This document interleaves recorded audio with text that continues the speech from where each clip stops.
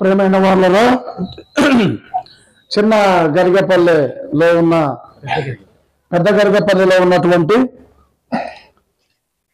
గ్రామస్తులకు, పెద్దలకు, తల్లిదండ్రులకు, కుటుంబాలకు సమీపంగా అలాగే దూరంగా ఉండి ఈ దైవ సందేశాన్ని వింటున్న మీకు అందరికీ ప్రభువైన యేసుక్రీస్తు నామములో శుభములు, వందనములు తెలియజేస్తున్నామండి.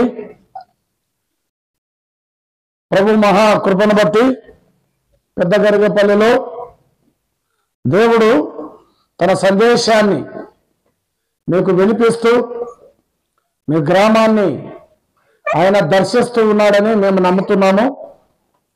ఈ సందర్భంగా క్రిస్మస్ అని ప్రపంచమంతటా వేడుకగా, పండుగగా జరుపుకుంటున్న ఈ శుభదినాన మీకు కూడా దైవ సందేశాన్ని అందించాలని దేవుని ఆత్మ ద్వారా ప్రేరేపించబడి ప్రార్థనలు చేసి మీ గ్రామ క్షేమం నిమిత్తమై మరి సిద్ధపడి ఖర్చు చేసి ఇలాంటి కూడికను, మీటింగ్ను సిద్ధపరిచినందుకు ప్రభుకు స్తోత్రములు.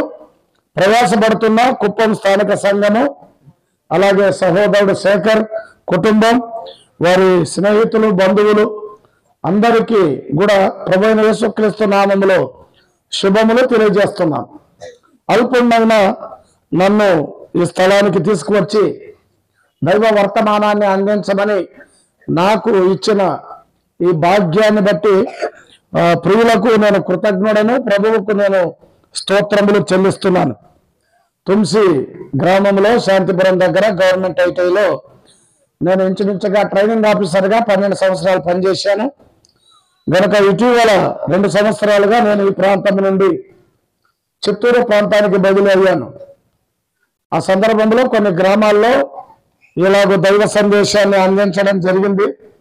మంచిది. ఈ రాత్రి ఈ శుభ గడియలు దీవెనకరంగా, ఆశీర్వాదకరంగా మార్చుకోవాలని మీకు ఆశ ఉంటే సమీపంగా వచ్చి మీటింగ్ జరిగే స్థలంలో కూర్చొని దేవుని దీవెనలు, ఆశీర్వాదాలు పొందాలని ప్రేమతో మనవి చేస్తున్నాం.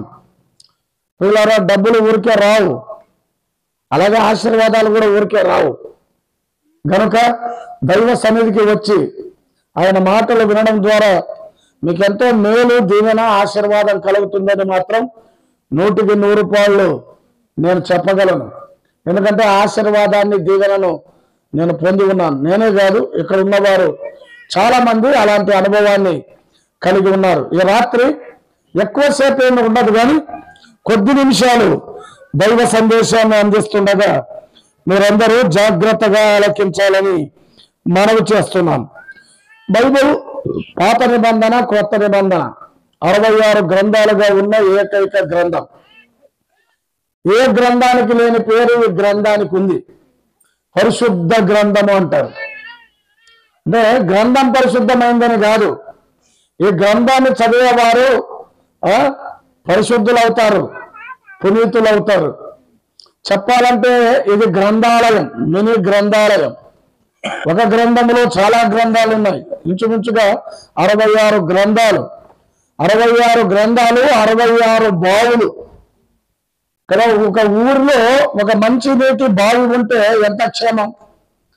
అలాగే 66 బావులు ఈ బైబిల్ గ్రంథంలో ఉన్నాయంటే ఇందులోని ఊటలు, దీవెనలు, ఆశీర్వాదాలు, ఆ జీవజలం ఎంత శ్రేష్టమైందో ఒకసారి ఆలోచన చేయండి. ఇలాంటి దివ్య గ్రంథాన్ని మనము చదువుకొనబోతున్నాము. ఈ గ్రంథంలో నుండి పాత నిబంధన, క్రొత్త నిబంధన కలిసి 66 గ్రంథాలుగా ఉన్న గ్రంథములో క్రొత్త నిబంధనలో ఫిలిప్పీలకు రాసిన పత్రిక 2వ అధ్యాయంలో ఒక మాట నేను చదువుతున్నాను.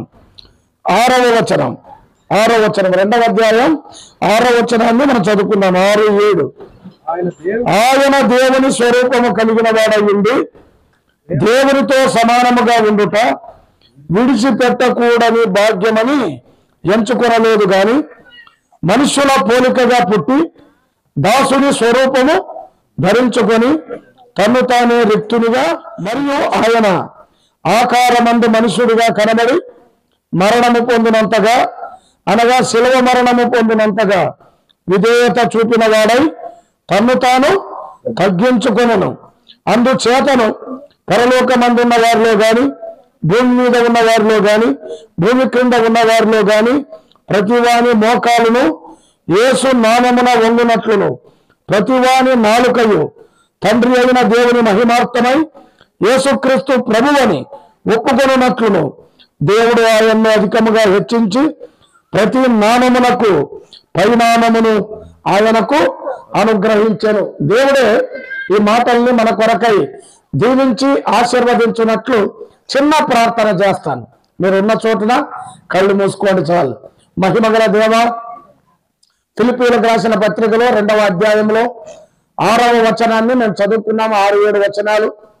అందులో ఉన్న భావాన్ని, ఆత్మీయమైన సందేశాన్ని ఈ రాత్రి మీరు మాకు వినిపించమని, మీరు మాతో మాట్లాడమని, చేరి వచ్చిన ప్రతి ఒక్కరిని దర్శించి దీవించి ఇంటికి పంపమని యేసుక్రీస్తు ప్రభు అతి శ్రేష్టమైన ఘనమైన నామములో ప్రార్థన చేసి వేడుచున్నాము తండ్రి, ఆమేన్. ప్రియమైన వాళ్ళరా, ప్రభువైన యేసుక్రీస్తుని గురించి రాయబడిన మాటలు. అసలు యేసుక్రీస్తు ఎవరో మీకు తెలుసా? ఒక పాట కూడా పాడుకున్నాం. ఎవరో తెలుసా? యేసయ్య. చాలా మందికి యేసు ప్రభు ఎవరో తెలియదు. ఆయన ఒక పుణ్యాత్ముడని, ఆయన ఒక మహాత్ముడని, ఆయన ఒక స్వామి అని, లేదా ఆయన ఒక సాధువు అని రకరకాల భావాలు ఈ లోకంలో ఉన్నాయి. కానీ అంతటితో ఆగిపోతే బాగుండు. కానీ సరి అయిన భావము, సరి అయిన అర్థము తెలియక చాలా మంది తికమకలో ఉన్నారు. ఆ అనేకుల్ని మగతికలు పెడుతున్నారు. అసలు ఎవరు యేసయ్య? ఆ యేసు అంటే ఎవరు? ఎవరు ఈ యేసు? యేసెవరు? క్రీస్తెవరు? యేసు క్రీస్తెవరు అనే విషయాలు చాలా మందికి తెలియవు. దైవ గ్రంథం చక్కగా చెబుతుంది, ఆయన దేవుని స్వరూపము కలిగిన వాడై ఉండి. యేసు ప్రభు అసలుగా ఆయన ఎవరు చెప్పండి? ఆ దేవుని స్వరూపము కలిగిన వాడు, దేవునితో సమానముగా ఉన్నవాడు, తానే దేవుడై ఉన్నవాడు చెప్పాడు అక్కడ. ఆ విడిచిపెట్టకూడని భాగ్యాన్ని విడిచిపెట్టి భూలోకానికి మనుషుల పోలికగా పుట్టాడు. దాసుని స్వరూపం ధరించుకున్నాడు, రిక్తునిగా చేయబడ్డాడు, మానవ రూపములోనికి వచ్చాడు అని ఫిలిప్పీయులకు రాసిన పత్రిక చెబుతుంది. ప్రియులారా, యేసుక్రీస్తు ప్రభు ఎవరంటే ఆయన దేవుడు, దేవుని స్థానంలో ఉన్నవాడు, పరలోకములో ఉన్నవాడు, నిత్యత్వములో ఉన్నవాడు, మహా ఉన్నతుడు. అలాంటి దేవాది దేవుడు, దేవుని స్వరూపము కలిగిన దేవుడు, దేవుడై ఉన్నవాడు కాలము సంపూర్ణమైనప్పుడు ఆయన మనుషుల పోలికగా పుట్టాడు అని చెప్పాడు. అంటే మనిషి అయ్యాడు అంతే, మానవ రూపం దాల్చాడు. దేవుని రూపము కలిగిన వాడు మానవ రూపము దాల్చాడు. ప్రియులారా, ఆలోచన చేయండి. మానవులు దేవుళ్ళని చెప్పుకునే రోజుల్లో మనం ఉన్నాం. చాలా మంది మానవులు మేము దేవుళ్ళమని చెప్పుకునే వారు ఉన్నారు. కానీ అంతకన్నా ఆశ్చర్యకరమైన విషయం ఏమిటంటే దేవుడు మానవుడయ్యాడు. ఒకసారి నీల్ ఆర్మ్స్ట్రాంగ్ గారు ఖగోళ శాస్త్రజ్ఞుడు. ఆయన మొట్టమొదటిగా చంద్రమండలంలో కాలు పెట్టినవాడు. చంద్రమండలంలో కాలు పెట్టిన వాడిలో మొదటి వాడు నీల్ ఆర్మ్స్ట్రాంగ్. ఆ తర్వాత మరొక ఆయన కారు కూడా నడిపాడు. కానీ ఆ గొప్ప పని చేసినందుకు భూమి మీద చాలా మంది వారి దేశంలో ఆయన సన్మానించారు. గొప్ప గొప్పవారు. ఎందుకంటే భూమండలము నుండి చంద్రమండలానికి వెళ్ళిన మొదటి వ్యక్తి నీల్ ఆర్మ్స్ట్రాంగ్. పెద్ద వేదిక ఏర్పాటు చేసి, సభ ఏర్పాటు చేసి వేల లక్షల ప్రజల్లో ఆయన నిలబెట్టి సన్మానించారు. ఆ తర్వాత చివరిలో నీల్ ఆర్మ్స్ట్రాంగ్ మాట్లాడాల్సిన వంతు వచ్చింది. వచ్చినప్పుడు నీల్ ఆర్మ్స్ట్రాంగ్ గారు అన్నారు, అయ్యా అయ్యా, నన్ను చాలా గొప్ప చేశారు. కానీ నేను చేసిన దానికన్నా ఆ గొప్ప విషయం ఇంకొకటి ఉంది అన్నాడు.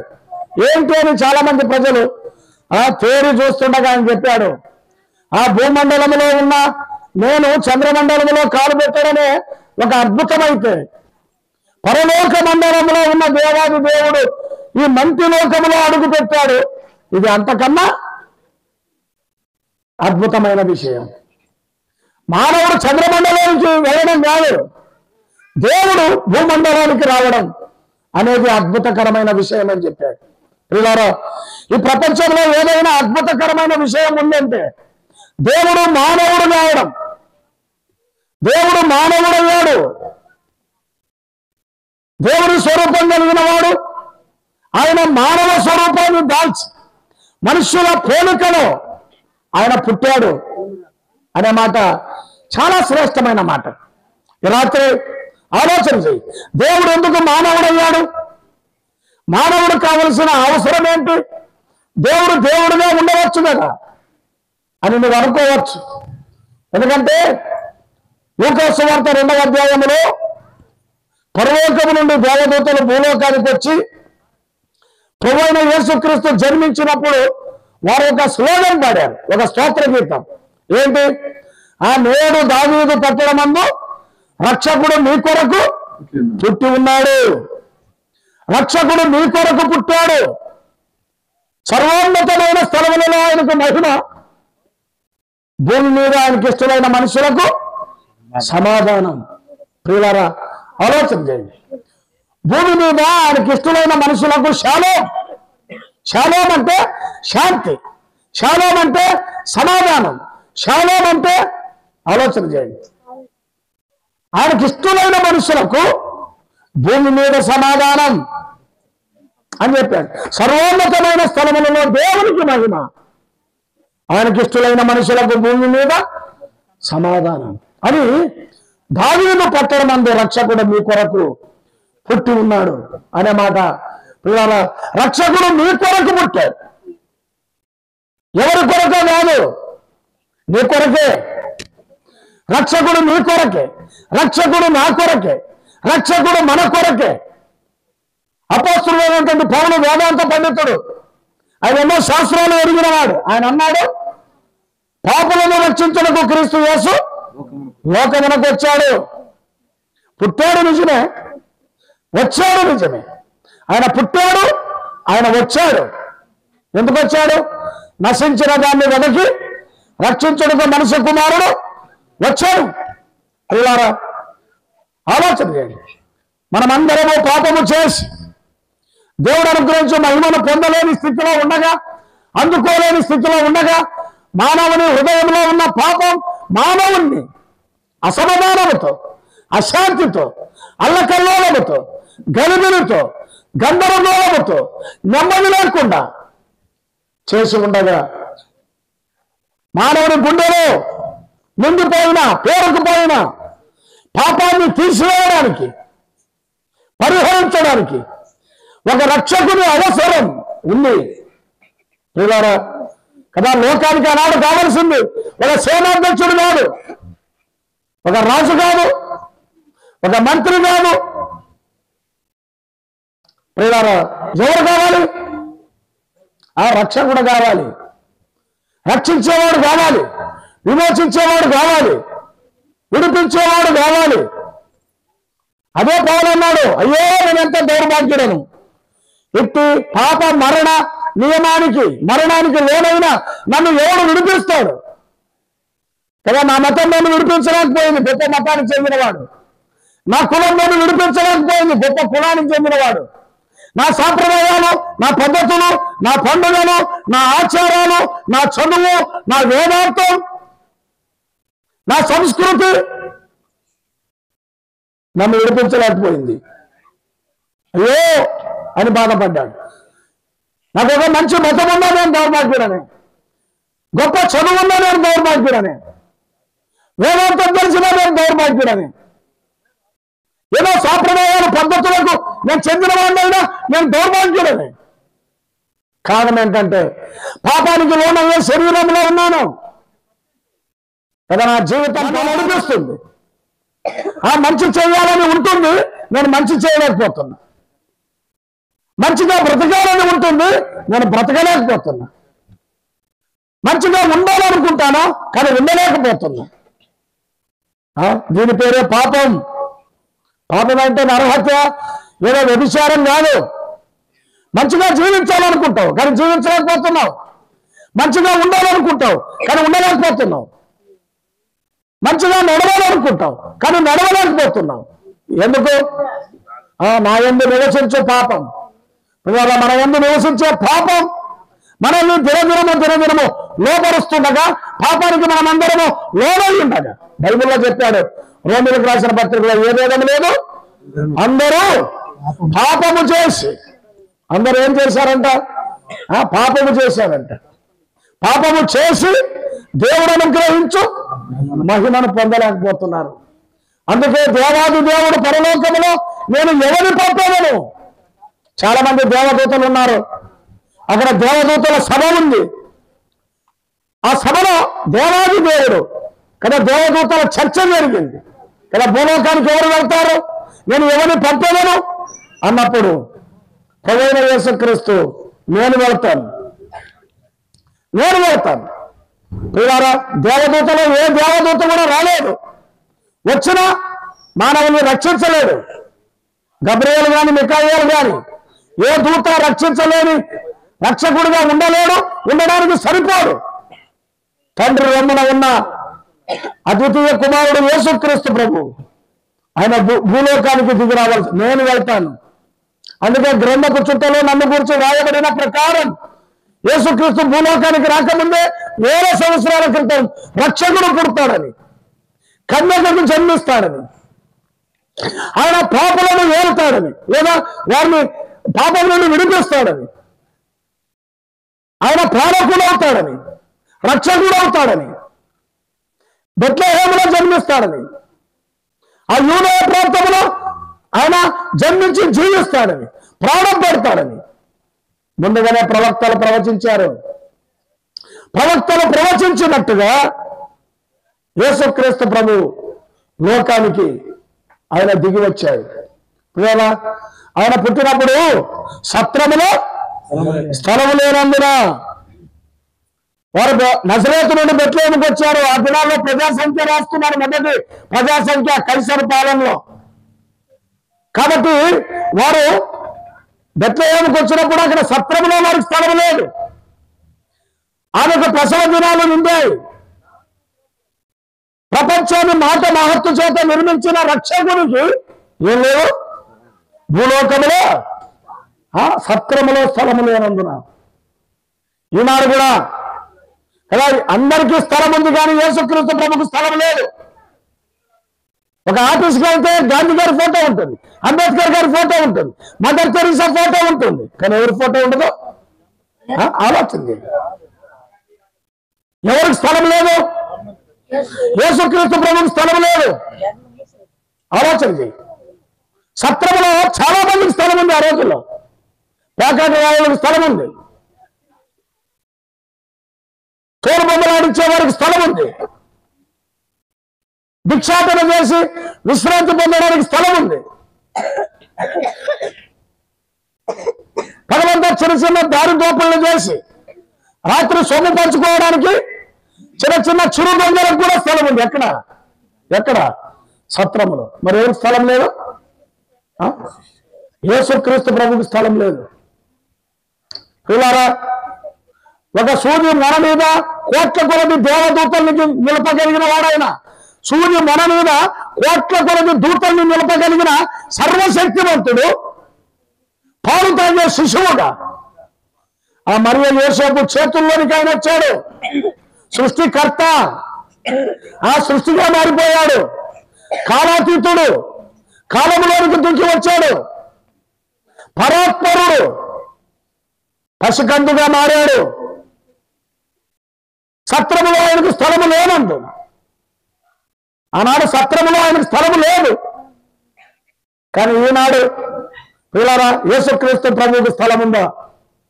ఈ గ్రామంలో స్థలం ఉందా? నీ హృదయంలో స్థలం ఉందా? నీ జీవితంలో ఒక యాక్టర్కి స్థలం ఉంది, ఒక పొలిటీషియన్కి నీ మనసులో స్థలం ఉంది. ఒక రచయితకు స్థలం ఉంది, ఒక పాటగానికి స్థలం ఉంది, ఒక ఆటగానికి స్థలం ఉంది. పిల్లరా, యేసుక్రీస్తు ప్రభువుకి స్థలం, రక్షకునికి స్థలం ఉందా? ఒక ఇంటిలో ఆయన అడిగాడు, నాకు స్థలం ఇవ్వండి. ఒక చిన్న బిడ్డ చనిపోతే బ్రతికించమని తండ్రి ప్రాధేయపడ్డాడు. కానీ ఆ ఇంటి నిండా ప్రజలు ఉన్నారు, బంధువులు, స్నేహితులు, ఏడ్చేవారు, డ్రమ్ములు వాయించేవాళ్ళు, వాయిద్యగాళ్ళు. యేసు ప్రభు ఒక మాట అన్నాడు, నాకు స్థలం ఇవ్వండి అంటే నాకు అవకాశం ఇవ్వండి. ఆయనకు అవకాశం ఇస్తే మరణము జీవంగా మార్చాడు. పిల్లారా, సత్రములో ఆయనకు స్థలం లేదు నిజమే, కానీ సత్రములో ఆయనకు స్థలం లేదు. కానీ పశువుల పాక, ఈనాడు ఇక్కడ చూస్తుంటే కూడా పశువుల పాకే కనబడతాడు. ఇక్కడ గడ్డి ఉంది, ఆ ఎదురుగా పాక ఉంది. చూడండి, యేసుక్రీస్తు ప్రభువుకు ఈనాడు కూడా స్థలం ఎక్కడ? స్థలం ఎక్కడ? ఆనాడు స్థలం ఎక్కడ? పశువుల పాక. పశువులు నీళ్లు త్రాగే తొట్టిలో ఆయన పొరండబెట్టబడ్డాడు. ఆ పూరి గుడిసె, ఆ పశువుల పాక, దానిపైన నక్షత్రం, అది పరలోకమైంది. యేసుక్రీస్తు ప్రభువుకు స్థలం ఇచ్చింది ఆ పశువులు, ఆ పశువుల పాక, అది పరలోకంగా మారింది. ఎవరైతే యేసుక్రీస్తు ప్రభువుకు స్థలం ఇస్తారో వారి హృదయాల్లో స్థానం ఇస్తారు, హృదయాల్లో చేర్చుకుంటారు. వారి జీవితం పరలోకం, మహిమ, ఆనందం, సంతోషం, వెలుగుమయం, మురికి పాక పునీతమైంది. పిల్లారా, పరలోకంలో ఉన్న ఆకాశంలో ఉండే నక్షత్రం దిగి వచ్చింది యేసుక్రీస్తు ప్రభువుకు దారి చూపడానికి, ఆ జ్ఞానులకు దారి చూపడానికి. యేసు ప్రభువు ఎక్కడ పుట్టాడో దారి చూపడానికి ఆకాశంలో ఉండే నక్షత్రం దిగి వచ్చింది. పిల్లారా, ఆలోచన చేయండి. నక్షత్రం దిగి వచ్చి దారి చూపింది. ప్రపంచ చరిత్రలో ఒక నక్షత్రం జ్ఞానులకు దారి చూపడం మొదటి అద్భుతం. కన్యక పురుషుని ఎరగని స్త్రీ గర్భము దాల్చడం మరో అద్భుతం. పరలోకంలో ఉన్న దేవదూతలు భూలోకానికి దిగి వచ్చి పరలోకాన్ని, భూలోకాన్ని రెండింటిని కలిపేశారు. ఇది మరో అద్భుతం. యేసుక్రీస్తు ప్రభువు పుట్టినప్పుడు పిల్లారా ఎన్ని అద్భుతాలు జరిగాయి చూడండి. తార కనబడింది, దారి చూపింది. పరలోకం నుండి దేవదూతలు భూలోకానికి దిగి వచ్చారు. నేను చెప్పేది కాదు, దేవదూతలే చెప్పారు. సర్వోన్నతమైన స్థలములలో ఆయనకు మహిమ, భూమి మీద ఆయనకు ఇష్టమైన మనుషులకు సమాధానం. ఇదే పాట పాడారు. ఆయనకి ఇష్టమైన మనుషులకు సమాధానం. యేసుక్రీస్తు ప్రభు వచ్చిందే సమాధానాన్ని ఇవ్వడానికి, శాంతిని స్థాపించడానికి. శాంతి దూత కాదైనా శాంతి దాత. శాంతి దూతలు చాలా మంది ఉన్నారు, కానీ శాంతి దాత, శాంతిని ఇవ్వగలిగిన ఏకైక రక్షకుడు ఆయన. రక్షకుడు అవసరం, ఆయన పుట్టుక అవసరం, ఆయన జన్మ అవసరం, దేవుడు మానవుడు కావడం అవసరం. పిల్లారా, దేవుడు మానవుడు అయ్యాడు. దేవుడు దేవుడుగా ఉంటే ప్రయోజనం ఏంటి? ఒకసారి ఒక రాజుగారు రథంలో వెళుతున్నాడు. ముందు గుర్రాలు పరిగెడుతున్నాయి, సారథి బాగా చక్కగా నడుపుతున్నాడు, చాలా వేగంగా పరిగెడుతున్నాయి. వెళుతూ వెళుతూ ఉంటే రాజుగారు ఆపన్నాడు సారథిని. ఆపేశాడు. కారణం ఏంటంటే ముందు చీమలు వెళ్తున్నాయి అడ్డంగా రోడ్డుకు, చీమలు. ఆ సారథి రాజుగారి వైపు చూస్తున్నాడు, ఎందుకు ఆపాడని. మహారాజు గారు దర్జాగా దిగి చేతులు వెనక్కి పెట్టుకొని ఆ తర్వాత చీమల దగ్గరికి వెళ్ళి, చీమలారా, నేను ఈ మార్గంలో వెళ్తున్నాను, నా రథం చాలా వేగంగా వెళుతుంది, మీరు తప్పుకోండి, దారి ఇవ్వండి. ఎందుకంటే అలా దారి ఇవ్వకపోతే నా రథ చక్రం కింద పడి మీరు చచ్చిపోతారు. ఆ సారథి పక్కపక్క నవ్వుకున్నాడు. ఎందుకు నవ్వుకున్నాడు మీకు తెలిసింది కదా పిల్లలు. ఎందుకు నవ్వుకున్నాడు? అవి చీమలు, ఈయన మహారాజు. ఈయన భాష చీమలకి వస్తుందా? అర్థమవుతుందా? అలా చెప్తే చీమలు పక్కకు పోతాయా? ఎందుకు పోవు చెప్పండి? అవి చీమలు, ఈయన మనిషి, అంతే. రాజు మనిషి. సారథి నవ్వుకున్నాడు. ఎందుకు నవ్వేవాడు? రాజా, మీరు ఎంత గట్టిగా చెప్పినా అవి మాత్రం పక్కకు పోవు. ఎందుకు అన్నాడు. అవి చీమలు, మన భాష వాటికి రాదు, వాటికి అర్థం కాదు. అవి పక్కకు పెరగాలంటే మీరు చీమ కావాలి. మీరేం కావాలి? మీరు చీమై వాటి వద్దకు వెళ్ళి చెబితే వాటికి అర్థమవుతుంది. చూడండి, ఒక బెల్లం ముక్క పడి ఉంటుంది ఎక్కడైనా, ఒక చీమ వస్తుంది, డింగు మన అటు పోయి మూతి తిట్టింటది ఇంకొక చీమకి, ఆ చీమ పోయి ఇంకొక చీమకి మూతి తిట్టంటది, ఆ చీమ పోయి ఇంకొక చీమకి. ఒక 5 నిమిషాల్లో అక్కడ బెల్లం ముక్క మాయం. ఎందుకు? చీమలంతా కలిసి మాట్లాడుకొని దాన్ని మోసుకొని వెళ్ళిపోతాయి. రాజు చెప్తే అర్థమవుతుందా? కానీ చీమల పక్కకి వెళ్ళాలంటే రాజు ఏం కావాలి? చీమ కావాలి. చీమై చీమ భాష మాట్లాడితే, ఆ చీమ సరిగలు చేస్తే. కాబట్టి దేవుడుగా ఉండి అక్కడి నుంచి శాసిస్తే మనకేం అర్థం కాదు. ఆయన ప్రేమ ఏంటో, ఆయన ఉద్దేశం ఏంటో, మన పట్ల ఆయనకున్న చిత్తం ఏంటో, సంకల్పం ఏంటో, ఆయన మన పట్ల ఏం చేయదలిచాడో అర్థం కాదు. అందుకే దేవుడుగా ఉన్న ఆయన, దేవుడి స్వరూపము కలిగిన ఆయన మనుషుల పోలికగా పుట్టాడు, మానవుడయ్యాడు. మానవ స్వరూపం దాల్చాడు. మన వలె ఆకలి కొన్నాడు, మన వలె దాహం కొన్నాడు, మన వలె ఏడ్చాడు, మన వలె నడిచాడు, మన వలె ఆయన పడుకున్నాడు, మన వలె ఆయన అలసిపోయాడు. దాసుని స్వరూపాన్ని ధరించాడు. అధికారిగా రాలేదు, రాజుగా రాలేదు, మనందరికీ సమీపంగా ఉండడానికి ఒక సర్వెంట్, ఒక దాసుడు ఎలా ఉంటాడో ఆ రూపాన్ని దాల్చి లోకానికి వచ్చాడు. ఒక దాసుని స్వరూపాన్ని ఆయన దాల్చి వచ్చాడు.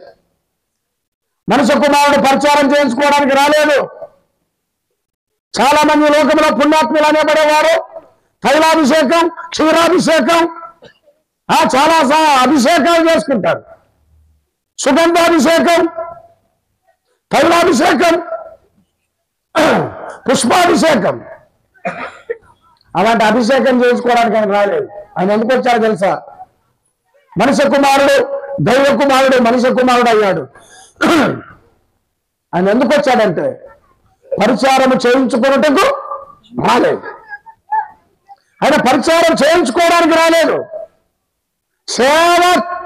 సేవలు చేయించుకోవడానికి రాలేదు. మన భాషలో చెప్పాలంటే సేవలు చేయించుకోవడానికి ఆయన రాలేదు. మరి ఎందుకు వచ్చాడు?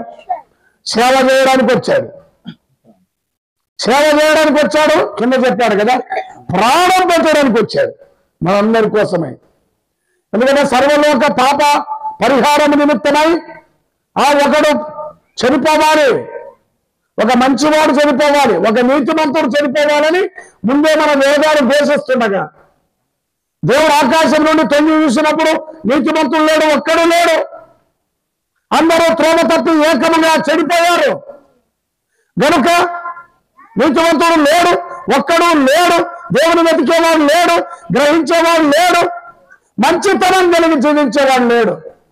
అందుకే దేవుడు మానవుడై ఏ పాపం లేకుండా పురుషుడు ఎరుగని కన్యక మరియ గర్భంలో ఆయన పుట్టి జన్మించి, పాపం అంటకుండా జన్మించి, పాపము లేకుండా జీవించి, ఆయన శిలువ మరణము పొందినంతగా, చూడండి అక్కడ చెప్పాడు కదా, శిలువ మరణము పొందినంతగా విధేయత చూపి అన్నాడు కదా. యేసుక్రీస్తు ప్రభు అంటే విధేయత, తగ్గింపు. ఆయన దేవుడు, మానవుడు. రిక్తుడు అంటే అర్థం ఏంటి? రిక్తుడు అంటే ఏమి లేని వాడు అయ్యాడు, నీకోసం నా కోసం. నీకు నాకు ఏదో ఒకటి ఉంది చెప్పుకోవడానికి. ఆయనకి ఏమీ లేదు. చెప్పాడు ఆయన, నక్కలకు బొరియలు ఉన్నాయి, ఆకాశ పక్షులకు గూళ్ళు ఉన్నాయి, మనుష్య కుమారుడు తలవాల్చుకోవడానికి స్థలం లేదు. ఎక్కడానికి ఆ రోజు సొంత గాడిద లేదు. వేరే వారి పడవ ఆయన అద్దెకు తీసుకున్నాడు. దేవాలయం పన్ను ₹1 కట్టడానికి లేదు. ఒక శిష్యునికి చెబితే పోయి గాలం వేస్తే ఒక చేప పడితే ఆ చేప నోట్లో రూపాయి ఉంటే ₹1 నాది, ₹1 నీది, పన్ను కట్టు, దేవాలయం పన్ను అనండి. చనిపోయినప్పుడు సమాధి చేయడానికి సొంత స్థలం లేదు. వేరొకరి సమాధిలో ఆయన పెట్టబడ్డాడు. ఎంత దీనుడుగా, ఎంత దాసుడుగా, ఎంత రిక్తుడుగా, ఏమి లేని వాడుగా ఆయన భూలోకంలో జన్మించాడు. ఆయన వెనక ఉండే శిష్యులు తినడానికి ఏమి లేకపోతే ఆకులు, అలుములు, ఆ దారిన ఉండే పంట చేలలో ఉండే ఆ కంకులు, ఆ వెన్నులు తుంచుకొని తిన్నారు. వెన్నులు అంటే చాలా మందికి అర్థం కాదు కాబట్టి కంకులు తుంచుకొని తిన్నారు. అంటే అలాంటి చాలా పేదవాడుగా, నిరుపేదగా ఆయన ఈ భూలోకంలో జీవించాడు. మన సంగతి ఆయనకు తెలుసు, మన అవసరాలు ఆయనకు తెలుసు, మన కన్నీరు ఆయనకు తెలుసు. ఆయన మనలాంటి మనుషుడుగా సహానుభవం పొందాడు. ఆయన మన అనుభవంలోనికి వచ్చాడు. మనం ఎలా జీవిస్తామో అలా జీవించాడు. మనం ఎలా బాధపడతామో అలా బాధపడ్డాడు. మనం ఎలా ఆలోచన చేస్తామో ఆయన అలా ఆలోచన చేశాడు. కేవలం మానవునిగా ఆయన భూలోకములో జీవించాడు. కానీ ఆయన వచ్చింది జీవించడానికి కాదు, నిన్ను నన్ను జీవింపజేయడానికి, దీవించడానికి, నిన్ను నన్ను దీవించడానికి, జీవింపజేయడానికి ఆయన ఈ లోకంలో శిలువ అనే ఆ భయంకరమైన మరణాన్ని ఆయన పొందాడు కదా. మనం చూసినంత సున్నితంగా లేదు శిలువ. ఇటొకలైన చాలా సింపుల్ గా బంగారు శిలువ అనుకునేరు, బాగుందని. ఆ శిలువ కాదు, చాలా కరుపు శిలువ, భారమైన శిలువ, మోయలేని శిలువ. అది నీ పాప భారం, నా పాప భారం, నువ్వు పొందాల్సిన శిక్ష, నేను పొందాల్సిన శిక్ష ఆయన మీద పడింది. ఒక పాపమును మోసుకొనిపోయాడు ఆయన, దేవుని గొర్రె పిల్లగా. మనందరి దోషాన్ని ఆ కలువరి శిలువలో ఆయన మోసాడు. మన శిక్ష ఆయన భరించాడు, మన స్థానం ఆయన తీసుకున్నాడు. ఎప్పుడైనా ఆలోచించావా? యేసుక్రీస్తు ప్రభు ఎందుకు జన్మించాడు? ఆయన ఎందుకు జీవించాడు? ఎందుకు శిలువలో మరణించాడు? ఒకసారి ఒక ఆటవిక ప్రదేశంలో మాట్లాడకూడదు, ఆటవిక ప్రదేశంలో గూడెంలో అనాగరికుల మధ్య యేసు ప్రభును గురించి చెప్పడానికి ఒక పాస్టర్ వెళ్ళాడట. నాలాగా వాడికి ఏమి తెలుసు, చదువురాదు. మీరైతే చదువుకున్న వాళ్ళు ఉన్నారు, విద్యాబుద్ధులు తెలిసిన వాళ్ళు ఉన్నారు, చాలా విషయాలు మీకు తెలుసు. అనాగరికులు గూడె ప్రాంతములు, గూడెం వాసులు వాళ్ళ మధ్య యేసు ప్రభుని గురించి చెప్తున్నాడు. ఆయన ఎలా జన్మించాడు, ఎలా జీవించాడు, ఎలా అద్భుతాలు చేశాడు, అవన్నీ చెబుతూ చివరికి ఆయన ఎలా సిలువ వేశారు, ఎలా మేకులు కొట్టారు, ఎలా ఉమ్మి వేశారు, ఎలా ఎగతాళి చేశారు అని చెబుతుంటే అందులో గూడెంలో ఉన్నటువంటి ఒక నాయకుడు ఈ కథ అంతా చెబుతుంటే ఆయనకి ఉండలేక ఆయనతో ఒక మాట అన్నాడు, ఆపో అన్నాడు. ఎవరిని? చెప్పే భయం అయిపోయింది దీనికి. ఎందుకు? గూడెం నాయకుడు కదా, ఏమైనా తప్పు మాట్లాడలేనేమో అని భయపడతాడు. ఆపో అన్నాడు. వెంటనే ఆపేశాడు. ఎవరు? చెప్పా. ఆయన శిలువ మీద నుంచి దించయ్యా అన్నాడు. ఎవరిని? ఆయన శిలువ మీద నుంచి దించు. ఇంకేం మాట్లాడతాడో అర్థం కాలేదు కదా. నన్ను ఆ శిలువ మీదకి ఎక్కించు. ఏంటయ్య గారు ఏంటి అంటే, ఆ పాపం నాది, ఆ దోషం నాది, ఆ శిక్ష నాది, ఆ అవమానం నాది, ఆ మరణం నాది. ఆయన ఏం వరదు చేయలేదు. ఆయన ఏ పాపం చేయలేదు కదా. నన్ను సిలువ వేయండి. ఆయన ఏ తప్పు చేశాడు చెప్పండి? పాపముతో నిండిన ఒక స్త్రీని అమ్మ అని పిలిచాడే, కుంటివారికి పాదమయ్యాడు, గుడ్డివారికి కన్నయ్యాడు, చాంద్రవాదుల్ని ఆయన బాగు చేశాడు, కుష్ఠరోగుల్ని ముట్టి దూరంగా ఉండి కాదు ముట్టి స్వస్థపరిచాడు. ఆయన ఏ నేరం చేశాడు? నేను కదా నేరస్తుంది, నేను కదా దోషిని, కాబట్టి నన్ను సిలువ వేయండి, ఆయన దించండి సిలువ మీద నుండి అన్నాడు. పిల్లరా, అదే పశ్చాత్తాపం అంటే. అలాంటి సిలువ మరణాన్ని ఆయన నీ స్థానంలో నా స్థానంలో మన కొరకు అనుభవించాడు. సిలువ మరణము పొందినంతగా ఆయన విధేయత చూపాడు. నాకే వద్దం లేదు, ఆనందంగా భరించాడు ఆ మరణాన్ని, సంతోషంగా భరించాడు. ఇబ్బందికరంగా ఆయన సిలువ మోయలేదు. ఒక యోధుడిగా వీరుడిగా ఆయన సిలువ మోసాడు. అది నీ పాప శిక్ష, నా పాప శిక్ష ఆయన మోసాడు.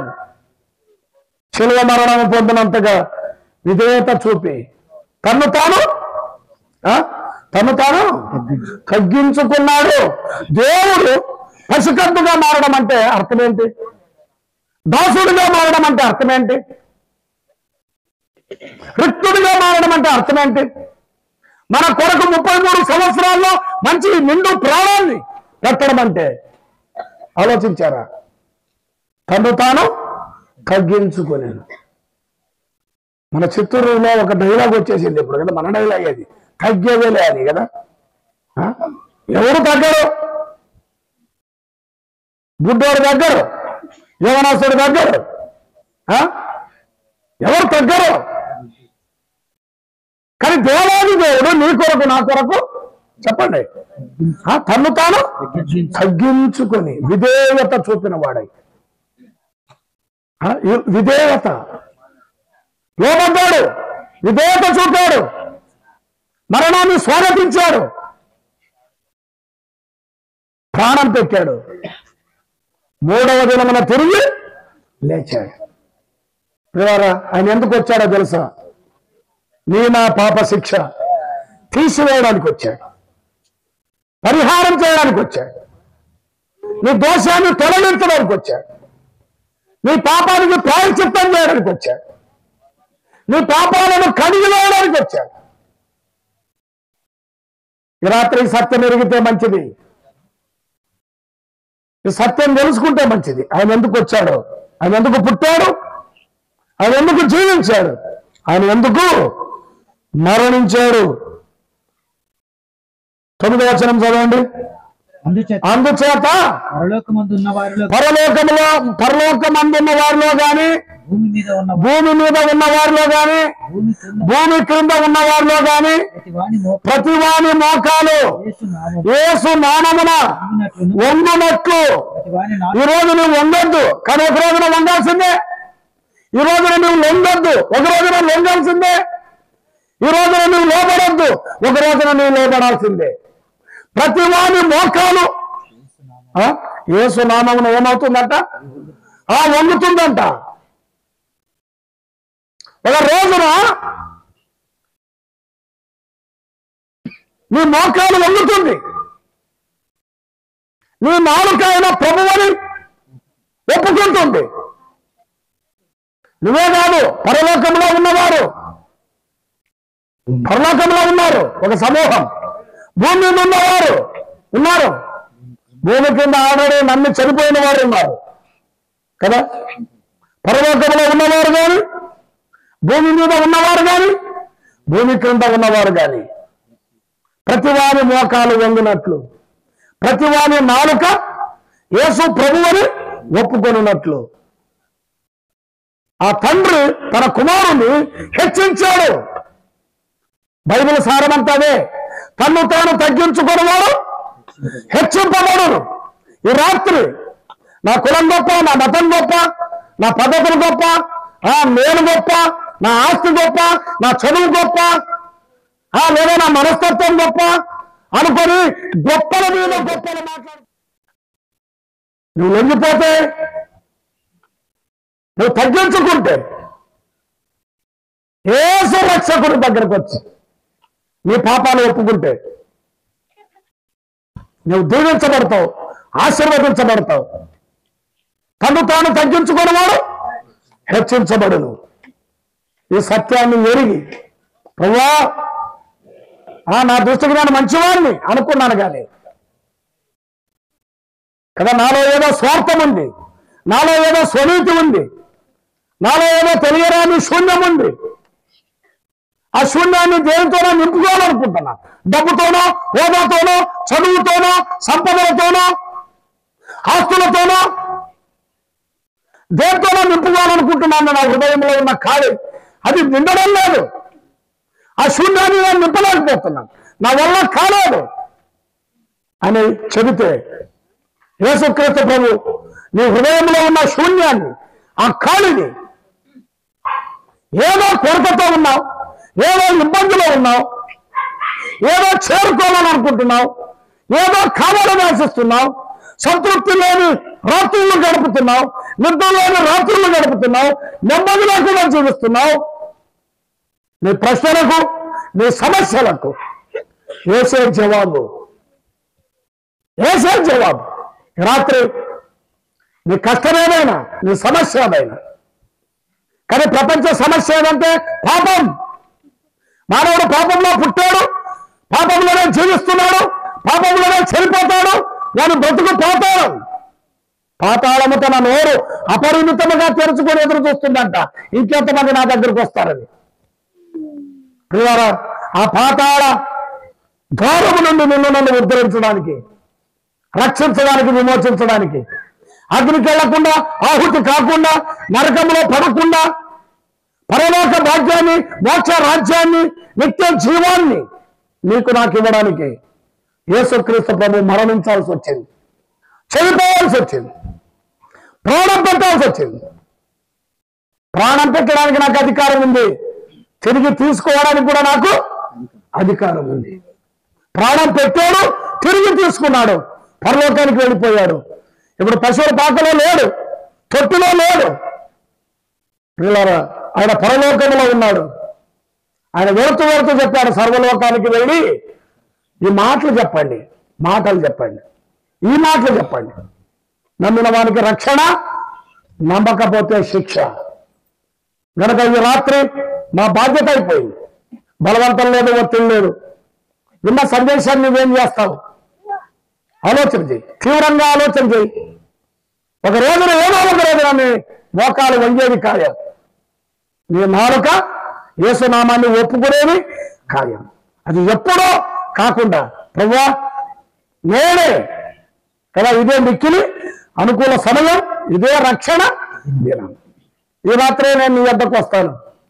నా హృదయంలో ఉన్న శూన్యాన్ని, ఖాళీని నువ్వు నింపు, నన్ను సమాధానంతో పంపు అని చిన్న ప్రార్థన మీరు కూర్చున్న స్థలంలో మీరు చేస్తే ప్రభువు మిమ్మల్ని సమాధానంతో నింపుతాడు.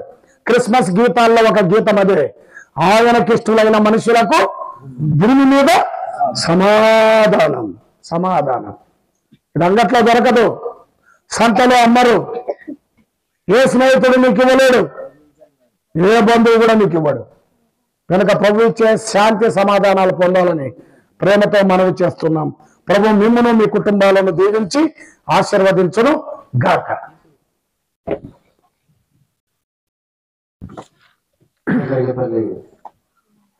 గ్రామం కొరకు